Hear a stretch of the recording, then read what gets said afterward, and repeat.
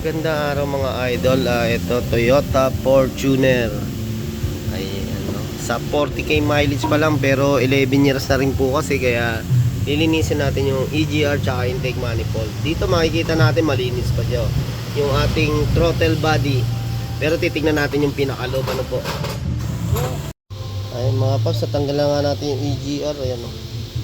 Hindi naman siya ganong kakapal carbon dahil sa ang tinakbo pa lang is 40k mileage, pero ang model niya is 2013 po no, ng Toyota Fortuner D4D.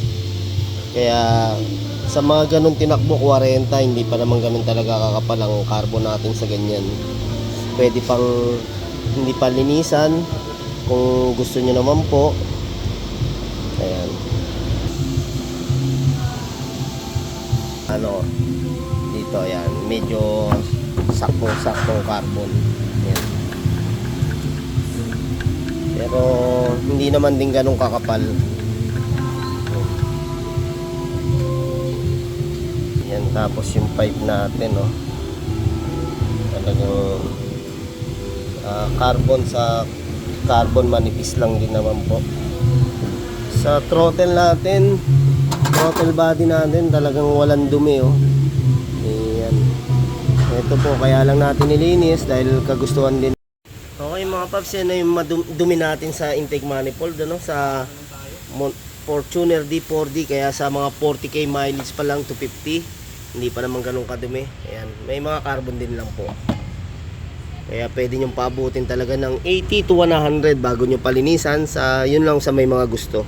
Alang si idol, syempre gusto niya mas maagang linisan. Iba kasi po pag mas maaga.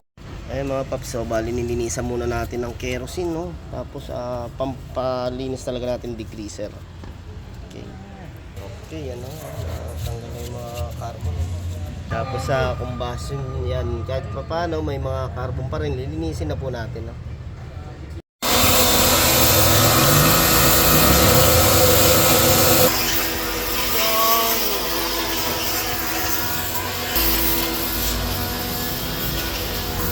Okay mga idol ano, sa 40k mileage talagang hindi pa ganun kadumi yung ating EGR valve tsaka intake manifold. Kaya pwede nyo palinisan yan ng 80 to 100 kilometers bago tayo magpalinis. Pero kung gusto nyo talagang gaya nung kahit papano madumi na yung pinaglilinisan natin, yan, kaya nakikita natin ang mga carbon dyan. Eh mga idol oh, ganyan lang talaga. Ayan oh, yung EGR natin.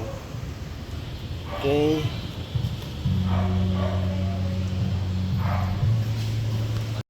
Mga idol oh, medyo linis-linisan natin siya no. Ayan pa natin ito.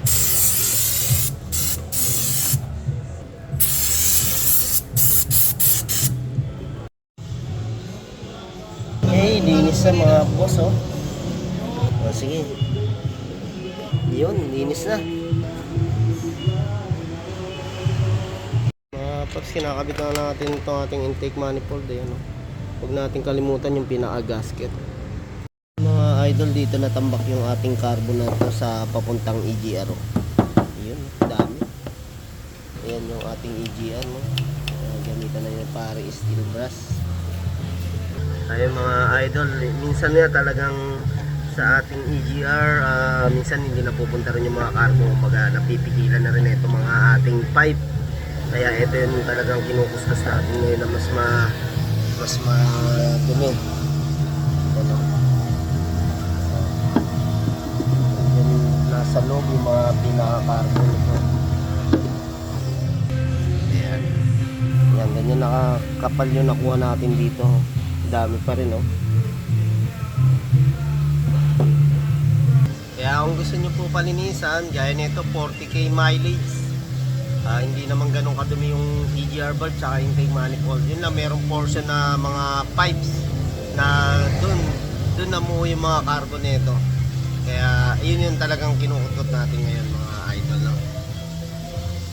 Ayan mga boss, ito yung ating EGR valve. Ayan, kaya kagandahan yung mga carbon na stock na rito. Yan, sa ganyan po nakadoktong po yan no? Ito, kapal ng carbon na nakuha natin no? Mga idol, na natanggal na nga natin sa kapal ng carbon. idol, nalinisan na rin natin yung throttle body tsaka yung ating EGR. Yan, napakalinis na. Kaya nga nung kanina hindi pumunta rito yung masyadong madudumi na carbon. Doon lang sa pinaka pipe natin.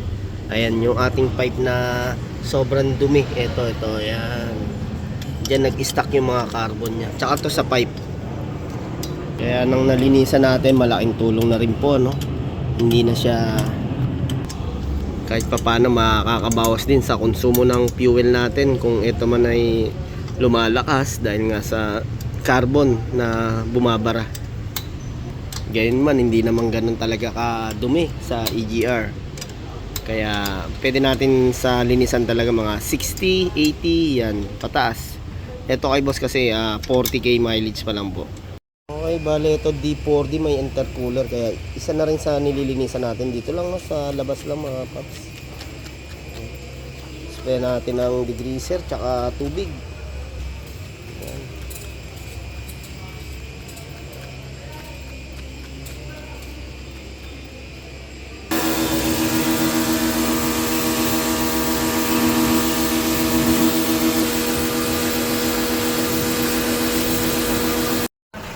Ayan mga idol, na-start na natin tong Fortuner ni boss. Pinalitan na rin natin yung fuel filter. Sa 11 years, ngayon pa lang napalitan yung fuel filter ni boss. Ayan. D4D. Ito, tignan natin yung fuel filter ni boss na tinanggal natin. Ayan. Okay. Ayan, madumi na rin po talaga rin. Ayan, another 11 years ulit bago ni boss palinisan tong kanyang EGR bag tsaka intake manifold. Okay, thank you. Ito po ang AE Car Care Services.